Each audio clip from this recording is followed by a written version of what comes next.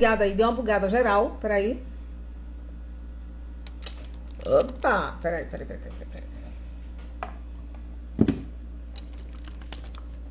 Acho que vamos todos de novo começar, né?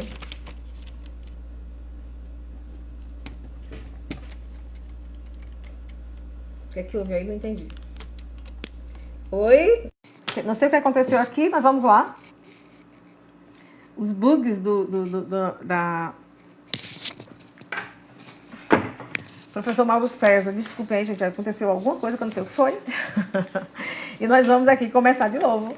Já chamando aí o pessoal para voltar aqui. Eu não sei exatamente o que é que aconteceu aqui com essa live. Mas vamos embora, vamos tentar achar o que aconteceu.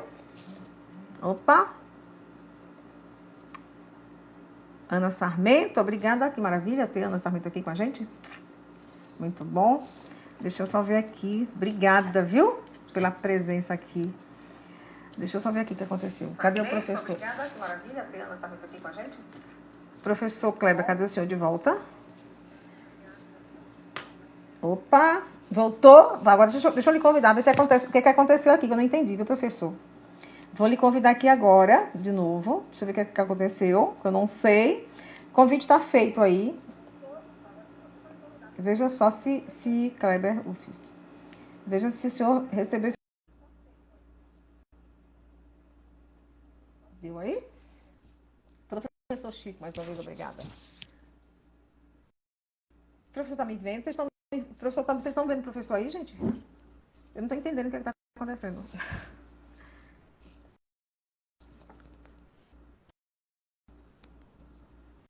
Opa, peraí, deixa eu ver aqui o que aconteceu, viu? Não tô...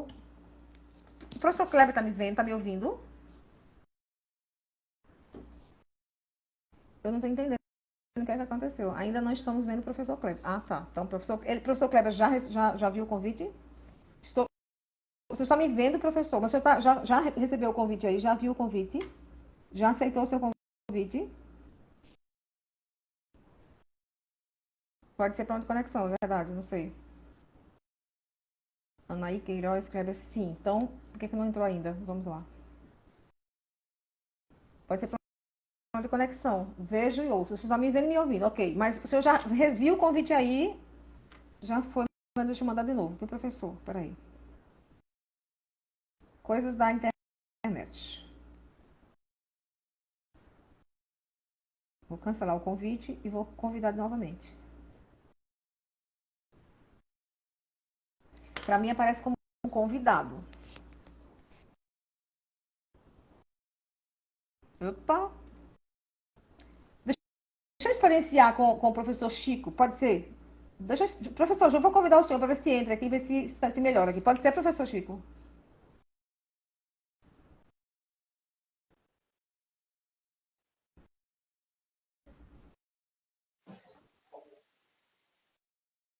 Oi, Professor Chico entrou? me ouve? Ouço. O senhor me ouve? Cadê você? Eu, Tô vendo aí uma eu, só, imagenzinha. Oi? eu só não consigo. Deixa eu virar aqui que tem. Você tá virado aí É, para uma... Agora me viu, pronto. eu só, Professor Kleber, então tem alguma coisa aí acontecendo com o professor Kleber, Mira. Vê se você consegue descobrir aí o que é que houve. A gente não está conseguindo conectar com ele. Embora ele esteja aí, o professor Chico entrou. Então vamos começar com o professor Chico, para facilitar aqui a nossa vida. Professor, eu peço desculpas ao professor Kleber, e a gente tenta fazer isso, tentar novamente esse contato aí, Miriam, por favor, pode ser? Ver o que está acontecendo nessa conexão dele, que não está chegando aqui. Vocês estão me vendo bem aí? E ouvindo também? eu ouço. Pronto. Deixa eu começar com o professor Chico, para a gente ganhar tempo, porque nós temos um tempo bem apertado. Professor Chico, deixa eu aproveitar para apresentá-lo aqui. Francisco Emanuel é professor Chico, do famoso Chico com Política. Ele é cientista social, mestre em antropologia e doutorando em sociologia. Pesquisa partidos políticos e história das ciências sociais no Brasil e pensamento social brasileiro. Leciona Sociologia na Rede Estadual de Educação em Nossa Senhora do Socorro. É criador da página Professor Chico com Política, destinada à informação e ao diálogo honesto e democrático acerca da política. Professor Chico, antes de tudo, lhe agradecer por aceitar o nosso convite. Está aqui hoje na posição de entrevistado e não apenas de telespectador apenas. Muito boa noite para o senhor. Boa noite. Eu agradecer a honra do convite, sei que eu te acompanho há um bom tempo no podcast e já lhe conhecia porque desde criança meu pai chegou a trabalhar com o Fico jornal. acabando comigo. Você viu, desde criança ele ouve o pai falar de Cátia. Não, mas aí é experiente há mais tempo. Então, Brincadeira. veja, só uma pequena correção, eu dou aula na Senhora das Dores. É dois? Isso, estou Então, aqui um feita a pouquinho mais longe. correção. Feita a correção, é verdade. Vamos lá, Chico. Então, vamos lá. Então, eu queria primeiro que você me falasse, do ponto de vista conceitual, o que é a política para você? Olha, para mim, política é o exercício da possibilidade de exercer intervenção social através do diálogo, mas sem perder de vista a necessidade de ação. A necessidade de ação. Quando a gente pensa na política, a gente pensa em algo muito maior, meio Estado, meio cidade, meio Estado, meio democracia, enfim, uma série de fatores que fazem sentido, de fato, para o país e para a sociedade. E o que nós temos hoje, no seu ponto de vista, o que é?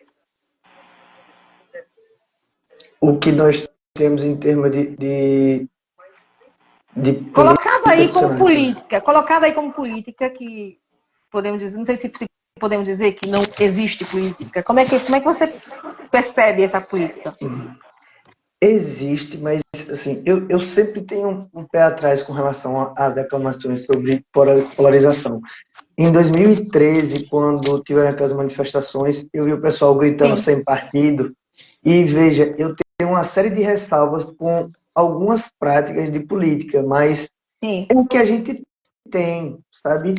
É o que a gente tem. E eu sempre falo para os meus alunos que o limite da política é a violência física, porque isso é uma coisa que a gente não pratica e não permite que se pratique. Então, eu tenho meu posicionamento, eu tenho até a minha ligação à espécie política, mas eu respeito do outro e eu converso o máximo. Agora, a gente precisa tentar estabelecer um diálogo de civilidade, mas, como eu falei, sem perder de vista a ação, porque a questão é transigir quando não há condições de tentar e tentar dentro do processo, Sim. Porque Sim. Eu sou a favor do máximo de transformação possível para que haja justiça social e para que a gente consiga viabilizar participação e melhora na sociedade, mas a gente precisa fazer isso respeitando regras do jogo.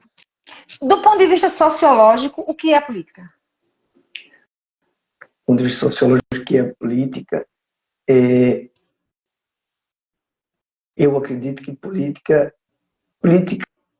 é a disputa dentro da democracia por postos de poder. E, Sim. sinceramente, tem um autor alemão que usa uma expressão chamada lei de ferro das organizações partidárias. Ele vai dizer que, por mais idealista que uma organização partidária seja, dentro da disputa, ela vai se tornando cada vez mais burocratizada e busca postos de poder. Então, assim, sem querer desiludir os mais idealistas e sem querer acabar com ideais, se luta por postos de poder, mas a gente nunca deve perder de vista que esses postos de poder devem servir ao máximo para melhorar a vida das pessoas e não apenas de quem ocupa esses postos.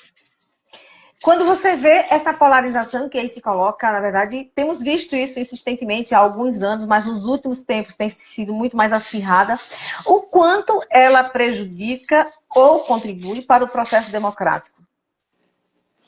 Olhe, eu tenho as minhas ressalvas quanto especificamente a um dos polos mais eu sempre brinco com os alunos e, pronto, tá um exemplo. Eu tenho um irmão que votou no candidato que eu não votei à presidência e a gente tem uma convivência. Mas qual é o limite do que a gente estabeleceu para manter o diálogo? Olha, tem coisas que não são admissíveis e, lembrando disso, eu tenho um grande amigo que é cientista social também, que a gente concorda que você não rompe laços com pessoas que pensam diferente de você, porque, como diz a minha mãe, nem os dedos da mão são iguais. Então, assim, se a gente fizer isso, a gente quebra os laços sociais. Isso não quer dizer que a gente vá transigir com absurdos ditos ou que seja fácil, mas Sim. é preciso exercitar a manutenção dessas pontes, porque sempre houve polos e sempre houve acirramento. Mas, lembrando, piorou por conta de rede social, piorou pelo exacerbamento das paixões, que com as redes sociais piorou mais ainda.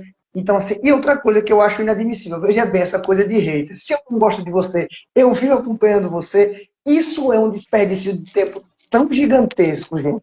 Se eu não gosto de você, eu não quero saber de você. Então, como é que eu perco tempo mandando coisas de alguém que, que uma outra pessoa, que um amigo meu não gosta para esse amigo? Então, assim, não manda. Agora, um exercício que eu sempre fiz e comecei a fazer entre 2013 e 2016, isso por dever de ofício, por essa perspectiva de acompanhar a política, é ouvir pessoas com as quais eu não concordava em grande parte. Então, para citar o nome do jornalismo, o Reinaldo Azevedo, naquela época, ele ainda estava num polo distanciado do que ele está agora, mas assim, porque para eu exercitar, ver como essas pessoas pensam, para eu elaborar um ponto de vista dos dois. Então, assim, eu tenho o meu ponto de vista, mas eu sempre procuro ouvir quem eu não concordo para compreender.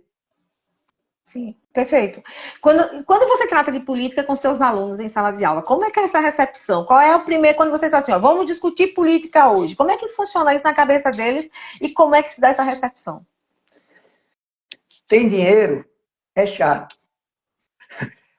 Olha, eu conversei esses dias, sei na verdade agora há pouco, com o ex-senador Almeida Lima, Sim.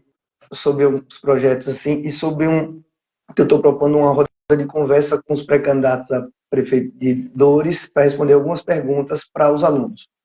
E a questão é que eles acham monótono, eles acham que tudo termina em corrupção, por conta da espetacularização dos problemas que aconteceu nos últimos anos, e que é sempre chato e sempre essa coisa de falatório e não é atraente. Quando é que muda? Pronto, eu trouxe para cá para a escola, eu trouxe Linda Brasil e trouxe a delegada Daniela Garcia, a secretária delegada Daniela Garcia. Sim. Eles gostaram muito da fala de ambas, elas falaram da vida pessoal, da carreira e da atuação política. E a experiência foi boa para eles, mas no que a gente desemboca sempre ao falar de política, independente de ser com jovem ou não, é que ela sempre está muito mais presente na vida da gente do que a gente imagina ou gostaria. Mas, infelizmente, a gente identifica ela com comício, que é uma coisa que nós dois vimos, brincou sobre o que eu falei de acompanhar, primeiro, assim, desde criança que eu acompanho comício. Eu já vi comício em praça, em Capela de João Alves e Maria, quando eu era criança, de lotar aquela praça que tinha o São Pedro lá. E o povo ia ver, criança, idoso, tudo tal. E a gente, pronto, isso é claramente político, tinha até showmício, mas e uma fala de uma pessoa que ocupa um cargo público, administrativo, e tem tudo a ver com política, e a gente acaba sendo seduzida pela fala, pela conversa, Sim. e gostando e prestando atenção. Quando a gente rejeita de início, é porque é muito difícil cativar, porque há um cansaço, um tédio, Sim. e há uma imagem de que tudo vai terminar mal em algum escândalo, Sim. ou que tudo termina se resolvendo com a perspectiva de ganho pecuniário, que infelizmente está muito relacionada a essa coisa de privilégio ligado a cargo, que Que é muito real, permanece. né?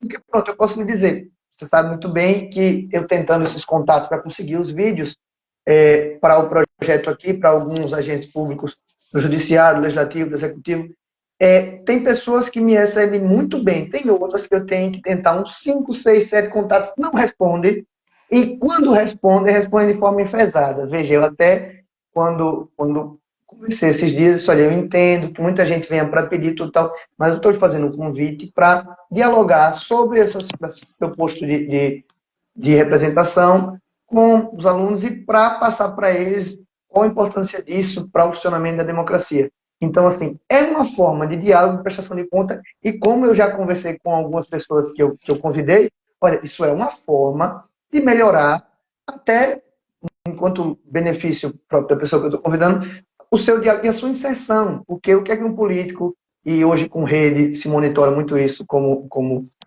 Cícero sempre aponta em alguma medida, você vai buscar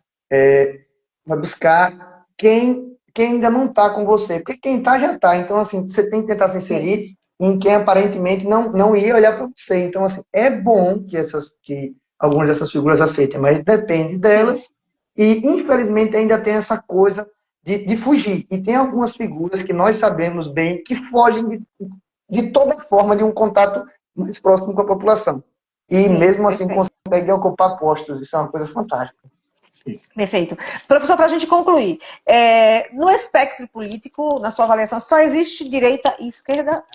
Caberia um outro espaço aí, uma outra vertente? Olha, boa pergunta, porque assim, eu acho que essa divisão continua muitíssimo válida. O que muda hoje é que eu considero que a gente tem uma extrema-direita corajosa e encorajada. E a gente tem até a extrema-esquerda, mas com a força que a extrema-esquerda da gente, que eu chamaria de extrema-esquerda, tem aqui, a gente não precisa ter medo de nada nessa posição. Mas eu acho que cabe, e tem a coisa da centro-esquerda, da centro-direita, mas o que a Sim. gente tem que buscar, o que a gente tem que buscar hoje cada vez mais é a democratização desses espaços, a representatividade e o contato com a população de modo a desacralizar, digamos assim, esses postos, porque são agentes públicos que só conseguem cargos, principalmente os representativos via votos eleitorais, só conseguem cargos por conta dos votos da população e tem essa dificuldade de se aproximar e de estar no dia a dia dos municípios. E no interior do estado isso é muito mais complicado. Sim. E eu acho que isso abre portas, porque pela experiência que eu tenho de viver em Capela e de trabalhar em Nossa Senhora das Dores e em São Cristóvão, que são três realidades diferentes, levando em conta o tamanho de São Cristóvão e a proximidade do Rosael, onde eu moro, com Sim. Aracaju, então, assim, são proporções e são distâncias em termos do que acontece muito grandes, porque Capela é uma cidade conhecida e para a região e Dores também, mas o interior mais dificuldade de inserção de algumas situações e, de fato, de gente, não que pense impossível, mas que pense grande e que dê oportunidade, no sentido da palavra e da inspiração mesmo, aos adolescentes, principalmente o público que eu trabalho, de pensar grande e de pensar o desenvolvimento dessas regiões. Eu lembro que eu trabalhei em projetos com o Cícero Mendes, e ele passou aquele projeto da Assembleia, o plano, quando o Fernando Desenvolvimento. Bispo estava como presidente. E tudo bem, tem muita coisa ali que eu achei até previsível para algumas coisas, mas de fato, o que eu acho que isso deveria ser inserido era na mentalidade das pessoas no interior do Estado para que a gente buscasse. Poxa, eu falava no grupo, no Café Política, olha, eu fui para Alagoas com uma motocicleta e observei que tem duplicação nas rodovias estaduais. Gente, tudo bem que alguém faz sobre arrecadação, sobre como foi feito aquilo ali, mas a gente precisa pensar grande e pensar grande em população, não só em agente público. Se a gente não fizer isso, a gente vai permanecer no marasmo e tudo certo. Alguém chega e Verdade. faz pela gente ou não.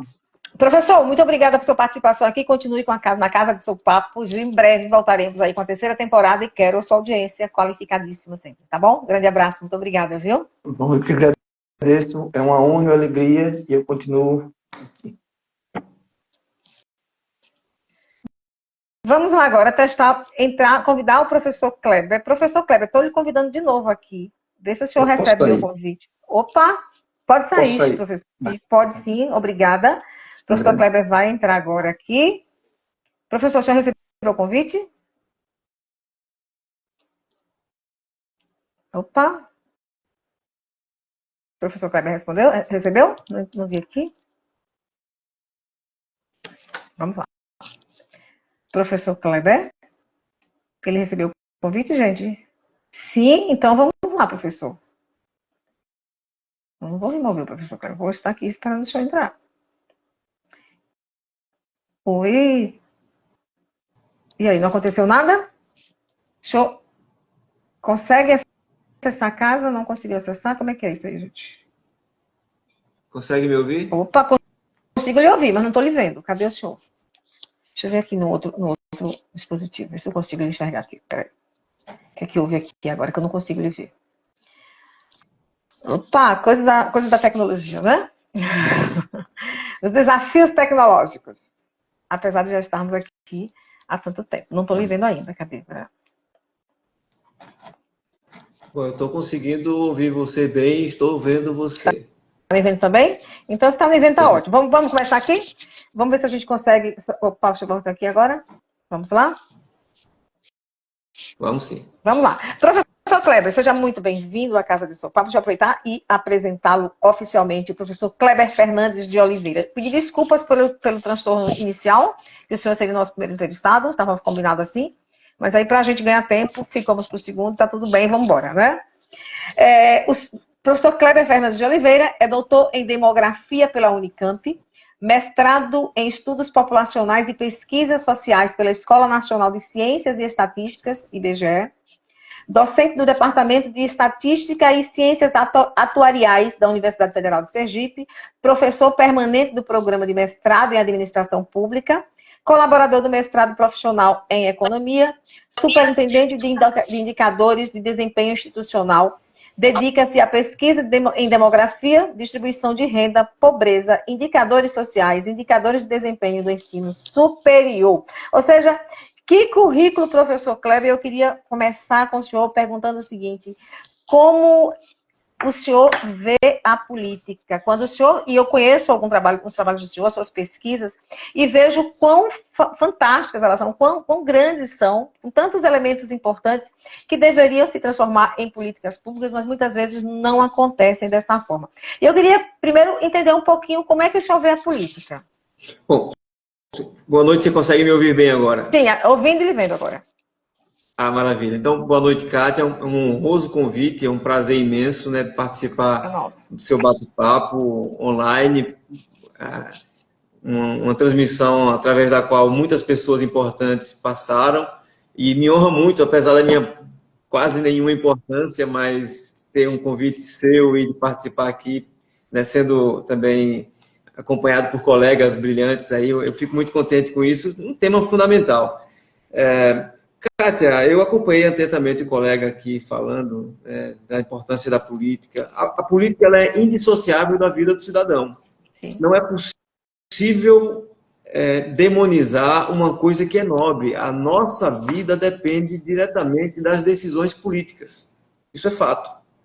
Existe uma percepção falsa de que tudo que não presta está na política. Não é verdade. Não é verdade. Isso é uma posição muito conservadora, muito arcaica. Conservadora no sentido de não mudar as coisas. Sim. A política é o local de transformações. A política é o local de debate de ideias. O sectarismo que se instalou no Brasil, de esquerda, direita, progressista, conservador, ateu, religioso, enfim, isso agrega muito pouco. A realidade não reconhece essa divisão de lados. Um homicídio, tá certo? Ele é um fenômeno que pertence a que área do conhecimento? Ele pertence à estatística? Pertence. Ele pertence à sociologia? Pertence. A estatística por quê? Porque ele vai contar, é um número. Sim. Não só isso, mas também. A sociologia, porque é condicionado também pela classe social que a vítima ocupa. Ele é um fenômeno geográfico, porque ele está localizado no espaço. Ele é um fenômeno histórico, porque está localizado no tempo. Ele é um fenômeno biológico, porque o corpo deixou de funcionar. E estamos falando de um evento homicídio. Imagine a realidade complexa que nós temos. Acho que a política partidária, eu estou escrevendo um texto sobre o mercado de trabalho sergipano, em que eu digo que o problema do trabalho em Sergipe, o problema da renda, ele é histórico, mas ele exige dos gestores públicos, das pessoas que têm mandato, uma condição técnica, que muitas vezes eles possuem condição técnica, mas eles meio que desprezam a capacidade de transformação para se dedicar essencialmente à política partidária. A política partidária é fundamental, mas ela não resolve problemas. Ela viabiliza a resolução de problemas. O que resolve o problema social, o problema público, é a política pública. Então, o que a gente precisa do gestor? Eu preciso eleger alguém que tenha condição técnica ou que tenha condição de formar uma equipe técnica para que eu, como gestor político, como agente político, possa manejar as experiências, as informações para resolver problemas da sociedade. Se a gente fica limitado à política partidária, eu caio no fisiologismo, eu caio na coisa do pragmatismo, que é importante, mas por si só não resolve nossos problemas. Perfeito, perfeito.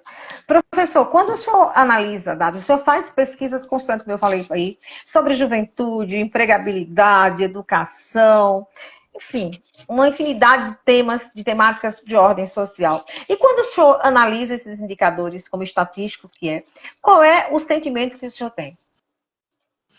É um sentimento duplo, né? Bipolar. De profunda esperança. Sergipe é um estado, e a minha dedicação é Sergipe. Só para os colegas terem ideia, quando eu estava no doutorado, eu fui fazer o doutorado, estava trabalhando, meu orientador disse, tem uma bolsa para você, mas é para você estudar o Centro-Oeste. Eu disse, não, eu prefiro fazer meu doutorado trabalhando e estudando Sergipe. E assim fiz. Meu doutorado foi pobreza em Sergipe. Então, eu conheço um pouco de Sergipe, do ponto de vista da literatura. A gente tem um potencial econômico, talvez, dos maiores do Nordeste. Nós temos aqui, no nosso estado, os 3 biomas, litoral, serra e sertão. Nós temos um povo acolhedor que carece de educação formal.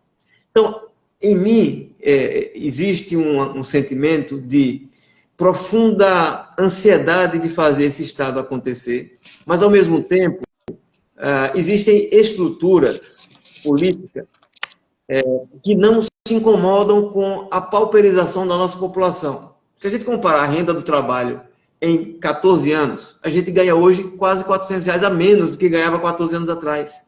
Então, a gente hoje tem menos poder de compra. A educação de Sergipe se ressente do desenvolvimento. Eu vou ser bastante objetivo. Me causa pavor, é horroroso. Quando eu vejo um prefeito fazendo festas que paga R$300 mil para uma banda de péssima qualidade tocar durante 1h30. Eu fiz uma conta simples. Teve um cantor que foi se apresentar ganhando R$150 mil para tocar 90 minutos. A cada minuto, se eu dividir esse valor por 90 minutos, cada minuto equivale a um piso do magistério. Então, a cada minuto tocado pela banda equivale a um piso do magistério. Os municípios sergipanos, os prefeitos ficam esperando que aconteça um milagre. Que eles se vangloriam de ir para Brasília trazer recursos. Eu vou para Brasília trazer... Tenha competência. Faça nascer no seu município as condições para que as empresas se instalem. Não é através dos artifícios políticos que você vai trazer o desenvolvimento do seu município. Isso é vexatório. A gente precisa instalar nos municípios sergipanos, desenvolver nosso turismo religioso, turismo desportivo. Itabaiana é uma cidade rica, mas você tem os municípios vizinhos que podem desenvolver tudo que vocês pensarem. Não, fica uma conversa tão chata de política partidária, que é importante, mas não resolve o problema. Então, eu tenho a ansiedade de que as pessoas, que os políticos deixem aflorar a sua capacidade técnica para resolver o problema, e de outro, nós estamos perdendo tempo. Esse é o fato. Nós temos hoje 180 mil jovens que não estudam nem trabalham, todos eles em famílias pobres, com menos de um salário mínimo per capita. A pergunta é, o que daqui a 20 anos, esses jovens, que hoje têm 20 anos mais ou menos, vão fazer da vida se não tem escola de qualidade? A cada dia que passa, a tecnologia demite pessoas, porque, por exemplo, eu vou no supermercado e mesmo passo minhas compras. Eu não lembro o dia que eu fui no banco. Nós, daqui a pouco, vamos abastecer o nosso carro. Nós mesmos vamos fazer isso, o autoatendimento. Cobrador de ônibus não vai existir, bombeiro de posto não vai existir, arquivista não vai existir, secretário não vai existir. A própria medicina vai passar por transformações importantes de economia de mão de obra. E a discussão aqui é se candidato A vai apoiar candidato B. Se candidato A quem é melhor, se é conservador, se é progressista. Isto é uma estupidez. Isto é aquém do que nós, como cidadãos, esperamos que quem tem poder de decisão faça. Esse é o ponto. Isso é a politicagem, que a gente pode chamar, né? É uma coisa tão superficial. Não importa se é A, B ou C. Eu quero que a pessoa proponha como eu vou fazer para tirar da ameaça do desemprego perpétuo 180 mil jovens todos pobres. O que é que se está fazendo, Kátia e colegas, para absorver no mercado de trabalho essa população que vai ser desempregada? Cobrador de ônibus, não vai ter vaga de cobrador de ônibus. Porteiro de prédio, não vai existir mais. Quais são as políticas públicas que estão sendo gestadas agora para prever a piora da situação? Nós temos hoje quase 700 mil pessoas que estão ou desocupadas ou no setor informal. Professor, essas pesquisas que o senhor traz, esses dados, o senhor apresenta ao poder público, quando eu digo poder público, ao governo municipal, estadual, para que haja, pelo menos tente-se adotar políticas que absorvam essas pessoas? Kátia, eu produzo a cada 3 meses, o IBGE é um dos melhores institutos de pesquisa do Brasil, ele dispõe a cada 3 meses de um conjunto de dados chamado PNAD contínua. Eu trato os dados através de linguagem de programação, construo um relatório, vou enviar para você isso quando estiver pronto. Vai demorar um pouco porque eu vou fazer um suplemento para as mulheres, para o mercado de trabalho feminino, em comemoração, que não deveria ser só um dia, né? Deveria ser o Ano Internacional da Mulher, porque acho que a gente deve comemorar sempre a participação feminina. Falo isso porque eu tenho 2 em casa, meus amores. Kátia, a minha obrigação como pesquisador é produzir isso e divulgar, tá certo? Às vezes, alguém lê e tal, mas boa parte da política sergipana está acostumada com pessoas que vão elogiar. Não é minha função. Minha função também não é falar mal. Minha função é dizer que nós temos 180 mil jovens e que nada é feito. Minha função é dizer que quando uma pessoa... A taxa de desemprego hoje em Sergipe é em torno de 11%. Éramos 16%. O mercado melhorou? Não. As pessoas estão no setor informal. As pessoas estão vendendo coco na praia. Para você ter ideia, Kátia, se eu somar a população desocupada com a população que está no setor informal, e se cada um desses recolhesse a 8% a renda média de R$ 1.900, Sergipe recolheria por ano 13 bilhões, bilhões ao INSS.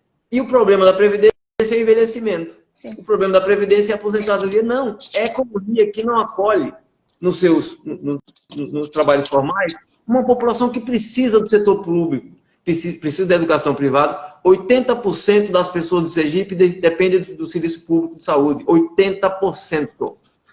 Igual a quantidade, igual a proporção de escola pública também. Quando a gente pensa nessa dependência do poder público, a gente vê também muito, nos municípios principalmente, essa dependência das pessoas por um emprego no próprio município, na própria estrutura da prefeitura, né? E aí a gente tem casos, por exemplo, em municípios onde existem empresas privadas que têm postos de trabalho abertos, mas não tem mão de obra qualificada, e aí acaba não absorvendo essa comunidade.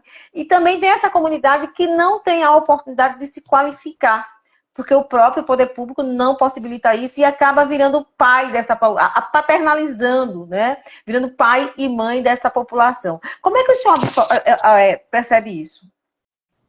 Eu vejo com muita tristeza. Eu visito, não vou citar o município do interior, para não ser deselegante, mais do que geralmente me entendem. Existia uma associação atlética do Banco do Brasil. E o Banco do Brasil, por um motivo qualquer, deixou de investir nesses prédios. É um prédio imenso, uma área imensa, fantástica. O que foi feito? Destruíram, o Banco do Brasil deixou em ruínas, a prefeitura cedeu o terreno para a prefeitura municipal, e o que a prefeitura fez? Uma praça de eventos. Uma praça de eventos. uma porcaria de praça de eventos. No meu singelo ponto de vista, o que é que deveria ter feito? Um centro municipal de desenvolvimento tecnológico. O que é isso? Pega a meninada do que está no segundo grau, põe para estudar matemática e português. Kátia, existe um deslumbre sobre inteligência artificial. Sim. O fato de eu ter um aparelho que tem inteligência artificial não quer dizer que eu esteja incluído na revolução tecnológica informacional. Quem está incluído é quem faz o script, quem faz o algoritmo. Então a gente tem que pegar essa meninada e ensinar linguagem de programação. Tem que pegar essa meninada e, antes de tudo isso aí nada mais é do que matemática. Inteligência artificial é limite, derivada, integral, e coisas avançadas, equações diferenciais ordinárias, coisas que dão substância. Saber utilizar uma linguagem de programação não é nada para o que a gente precisa fazer. Sim. Pega essa meninada e põe para estudar linguagem de programação, põe para estudar matemática.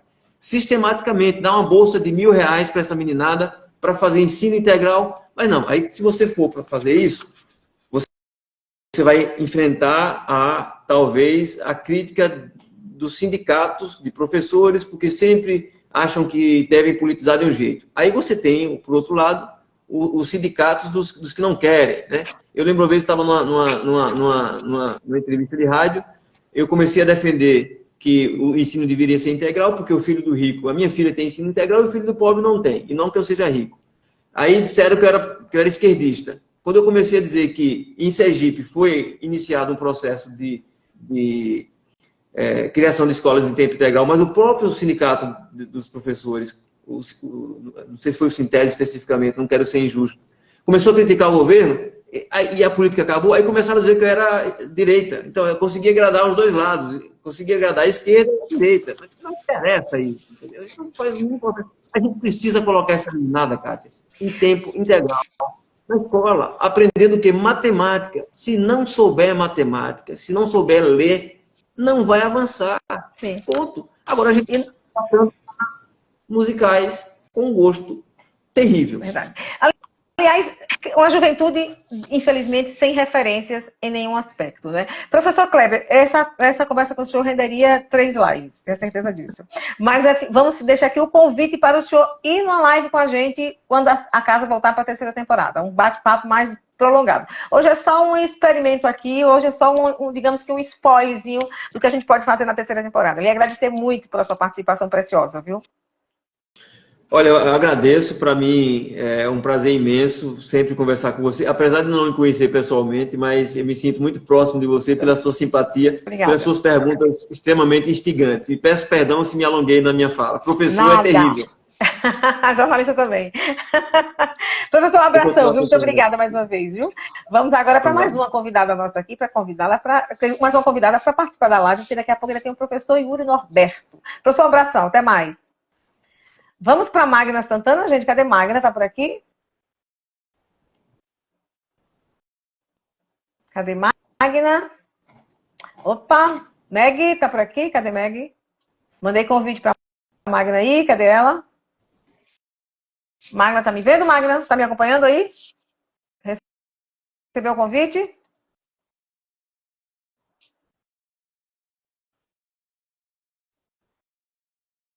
Opa! Nada de Magna? Deixa eu convidar, então, o professor Norberto para fazer para adentrar. Professor Yuri Norberto, vou lhe convidar agora. Vamos ver se a gente entra aí, se o senhor consegue entrar. Recebeu o convite aí, professor?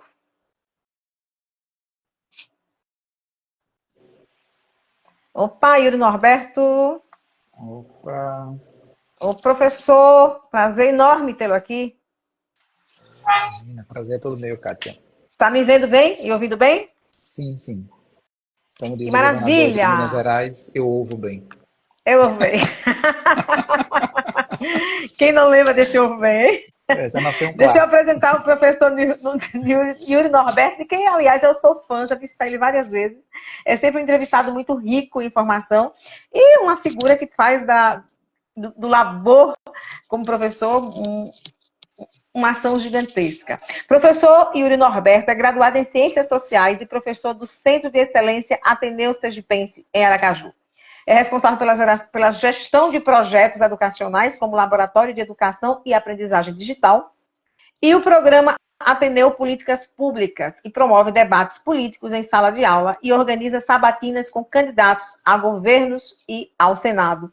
Quer dizer que, na verdade, organizou. Em 2023, foi indicado ao Prêmio Darcy Ribeiro de Educação, organizado pelo Senado Federal. Lidera o Ateneu ONU, a maior simulação da ONU na América Latina. Professor Yuri Norberto, é um prazer enorme estar com o senhor aqui nesse momento de conversa muito rápida, mas tenho certeza que muito proveitosa. Aliás, já deixo o convite aqui para o senhor ir na Casa do Seu Papo, ao vivo com a gente, a partir de março agora, viu? Seja muito bem-vindo. Obrigado. O convite já está aceito. Muito bem. Professor, fala um pouquinho para a gente o senhor é um entusiasta dessa juventude que o senhor comanda, digamos assim, no Ateneu, e que tem feito um trabalho maravilhoso. Me fala um pouquinho do que é essa participação da juventude e como o senhor vê essa população, essa comunidade, essa classe juvenil estando inserida nos processos políticos. Eu tenho o privilégio de ensinar no Ateneu Sergipense, né, uma escola centenária que tem muita importância para a vida política também, né, do nosso estado. Eu acho que isso também é um fator relevante. E, assim, o começo de tudo foi com o que hoje é um ex-aluno, que é o Alex Mello, né, que me despertou ali, ó, existe um caminho ali, a gente já está discutindo política aqui, a gente quer estruturar melhor isso.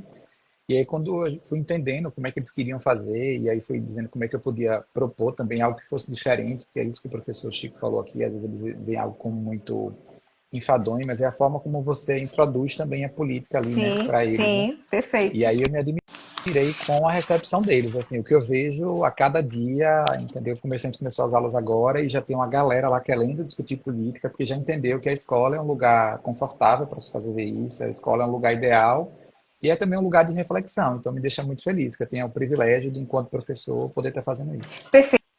Agora, professor, como separa a discussão política da discussão partidária? Quando a gente pensa em política, a gente vê sempre as polarizações, é o partido X, o partido Y, ou o fulano isso e o fulano aquilo. Como se consegue separar essa discussão para que não se partidarize, e sim politize-se? Acho que é primeiro trazer para dentro, né? Entender que partido é parte da política, né? Assim como também você pode participar da política sem necessariamente envolver-se em um partido. Você entender que a política é um campo amplo. Nele cabe aqueles que vão militar em partido, aqueles que vão militar em causas e em partidos, e aqueles que não vão militar em partidos, mas que vão viver, que também estão militando politicamente. Então a gente precisa separar as coisas. Eu costumo dizer que o ideal é que você começar a colocar a bola no chão, fazer com que todo mundo entenda. Assim. A primeira coisa que eu tento falar para eles é: bora buscar o consenso, independente de qualquer coisa. Não tem problema você ser do partido A, você ser do partido B. Mas vamos trabalhar aqui no consenso? Você quer educação boa? Eu também quero. Então a gente já parte do consenso. Então acho que esse é um ponto principal, é não negar partido, porque partido faz parte do processo, Sim. mas é entender que a política, acho que é o Amir Krenak, que tem uma definição que eu acho muito bom, que ele fala que a política é aquilo que está entre um aperto de mão e o dedo no olho. Então, ter partido não é o problema é quando você tem a violência. Esse aqui é o verdadeiro problema. Você defender o partido, defender um ponto de vista, defender uma ideologia, esse não é o problema. O problema é quando você utiliza da violência para impor aquela ideologia. Esse aqui eu acredito que seja o problema. Que é o que vivemos hoje, há algum Sim, tempo já. que é uma paixão. Isso é muito ruim. É cega, não é? Não.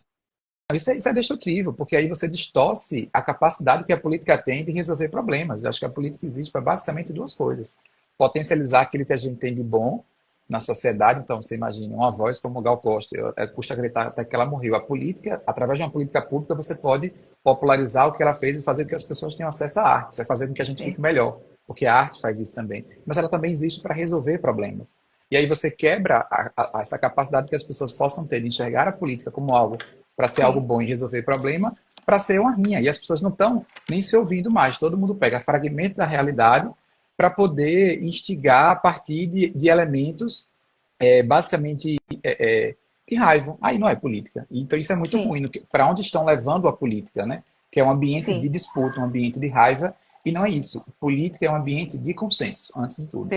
Perfeito. Professor, fala um pouquinho para a gente dos projetos que os senhores têm lá no Ateneu e que tem surtido um efeito enorme, uma repercussão nacional muito grande. Vi aí as meninas, aliás, a Renata foi convidada, mas a gente não conseguiu, na verdade, estava na pauta, mas não conseguimos falar com ela. Tem meninas aí, meninas e meninos extremamente engajados, fazendo um trabalho bacanésimo aí sobre a sua direção. Como é que tem sido isso? E fala desses projetos um pouquinho pra gente. Tem projeto de iniciação científica, tem projeto que incentiva a gente a... Viu o professor Kleber falando também sobre mercado de trabalho, que eu acho que é uma posição interessante também, porque a gente quer falar sempre sobre mercado de trabalho sem envolver a juventude, mas é importante ouvir também. Acho que política também é isso. Você quer... acho que um indicador do sucesso da política é quando você está disposto a ouvir o outro.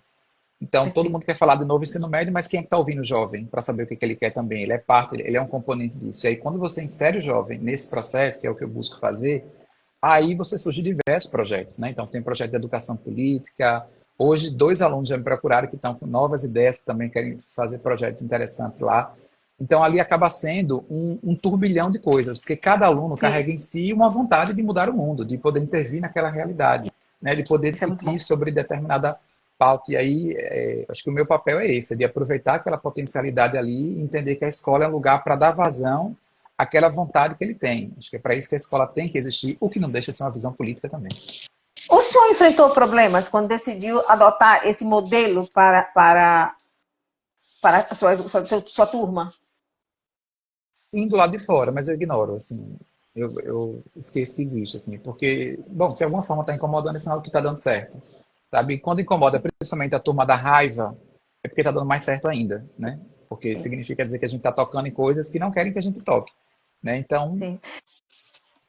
Quando o senhor fala assim, a juventude precisa participar, precisa se inserir, ser inserida nas discussões, essa juventude está preparada para isso? Ah, claro que tá. Assim, é claro que, obviamente, tem gente com 40, com 50 que também é intransigente. Então, assim, claro que cada idade, ela acompanha também os seus sabores e dissabores, né? A juventude carrega um certo ímpeto, uma certa disposição, às vezes até uma certa arrogância, mas a gente também encontra isso com gente de 40, com gente de 50, porque às vezes acha que também sabe demais, e às vezes é impossível também você conversar com alguém de 40, de 50, porque ele acha que já descobriu a verdade, e é incapaz de conversar com qualquer pessoa porque a verdade está nele.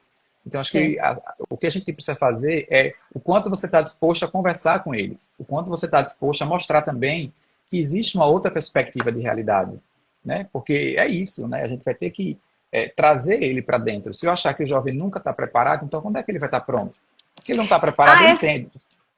Sim. Essa Mas conscientização. acho que a nossa função é trazer.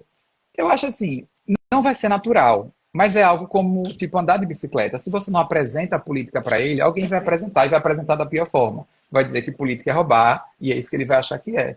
Então, nós somos os adultos, né? Eu costumo dizer que a gente tem um pacto de geração aqui. Eles não conhecem a vida do jeito que a gente conhece. A ideia da educação é essa, não é isso? Não é um pacto de geração? Você pega uma geração que já aprendeu, que já estruturou o conhecimento, que já aprendeu sobre a vida e vai transpor para aqueles que não conhecem. Então, a coisa mais normal do mundo é um professor de física ensinar física para quem não sabe física, porque é para isso que eles estão lá. Assim como eu entendo que a minha função é falar sobre política para quem não foi iniciado na política. É porque é doloroso, é difícil, não é fácil, assim como é fazer qualquer coisa. O que a gente precisa ter paciência é com esse pacto de geração. Se a gente não ensinar a política para ele, isso não vai ser nato. Cabe a gente, enquanto sociedade, ter essa dívida com a juventude. Professor, infelizmente vamos acabar já já, porque daqui a pouco o Instagram nos expulsa. Mas eu quero perguntar uma coisa para o senhor. Nós sabemos que qualquer cidadão pode propor um projeto de lei a uma casa legislativa. E eu queria entender se no trabalho dos senhores aí, no Ateneu Sergipense, há essa perspectiva de elaboração de projetos a partir das demandas da própria sociedade, da própria classe estudantil. Eu vou dar 2 exemplos que não foi só de elaboração, mas também de intervenção de algo que já estava. Tem a Lenice Ramos, que inclusive o projeto que ela apresentou lá está virando realidade aqui no estado, que é para distribuição de Aliás, Lenice Ramos é um talento, aquela menina. Eu entrevistei aquela menina e fiquei impressionado com a qualidade dela. Vulcão, minha filha, ali é uma potência. E para minha alegria, foi forjada dentro da escola, foi feita dentro da escola. Isso que me deixa muito feliz. Lenice chegou a apresentar um projeto de lei, a gente foi na Assembleia Legislativa, junto com a época vice-governadora Eliane Aquino, o Zezinho, que era também líder do governo, e teve uma outra situação, que foi também conduzida pelo hoje ex-aluno Alex Mello, que foi, a gente fez uma discussão sobre o Internet Day, pegou o projeto de lei 2630, eu acho, né, que é o do projeto de combate à fake news, do Alessandro Vieira, levou o superintendente da Polícia Federal, o professor da universidade, levamos para a Unid para que os alunos não só ouvissem do legislador, e, enfim, daquilo que estavam fazendo, mas eles propusessem mudança no projeto de lei. Então, tem espaço não só para propor, mas também para participar do processo de discussão. Para chamar, se foi a escola pública que chamou o Senado, que chamou a Polícia Federal e disse: o que é isso que vocês estão discutindo aí sobre o projeto de fake news que não está envolvendo estudante? Se está todo mundo preocupado com o jovem, por que ninguém está ouvindo? Foi a escola pública que fez isso. Então, acho que são dois exemplos que simbolizam o quanto essa juventude pode atuar e intervir de maneira qualificada na política. Perfeito. Na verdade, a juventude e qualquer cidadão vivente, qualquer ser vivente, humanamente falando, é importante que participe e que também proponha. Se há algo importante que pode ser proposto na sua comunidade, no seu bairro, no seu município, no seu estado, procure as pessoas adequadas, conversa, dialoga e entenda como é possível fazer com que isso se torne uma matéria legislativa e seja transformada em lei que beneficie a coletividade. Professor Yuri, aliás, deixa aqui o convite para a Lenice também participar da Casa de Sopapo. O senhor vai passar para mim depois no contato dela, que a gente precisa fazer esse contato com ela. E agradecer muito, dizer que continuo sendo sua fã de carteira, viu? Presidente do seu fã-clube. E estamos à disposição sempre, tá bom, professor? Valeu. Recíproca verdadeira e eu sou do tempo do Kátia Santana, @KátiaSantana. .com.br. Segundo um magistrado que é entrevistada, a mulher de domínio próprio. Pois é verdade. Professor, muito obrigada Kátia. mais uma vez, de verdade. Fiquei muito fã disso aqui. Quero que o senhor esteja com a gente na Casa do Sopapo assim que a gente voltar para a terceira temporada, tá bom? Com certeza, vai ser um prazer, gente. Um cheiro. Um grande abraço. Gente, a vocês que nos acompanharam até aqui, muitíssimo obrigada pela companhia. Vocês que não conhecem a Casa de Sopapo, por favor, aproveita, segue as nossas redes sociais. Estamos em todas as redes, @Casa de Sopapo, no Instagram, no Facebook, no Twitter, no LinkedIn, no Spotify e no YouTube. Então, em qualquer canto tem Casa de Sopapo, você acompanha e acompanha também. Quem não viu ainda as entrevistas do Spotify, vai lá, dá uma cutucada. Tem entrevista com Linda Brasil, com Emília Correia, com vários políticos, com mandatos, sem mandatos, secretários, enfim. Várias lideranças políticas. Acompanhe as entrevistas, saiba mais sobre a Casa de Sopapo e venham acompanhar a terceira temporada. Aproveita também, lá no Linktree da casa tem um canalzinho para você acessar a nossa comunidade, que é uma comunidade no WhatsApp. Tá bom? Beijo! Nos veremos em breve na terceira temporada, hein? Tchau, tchau!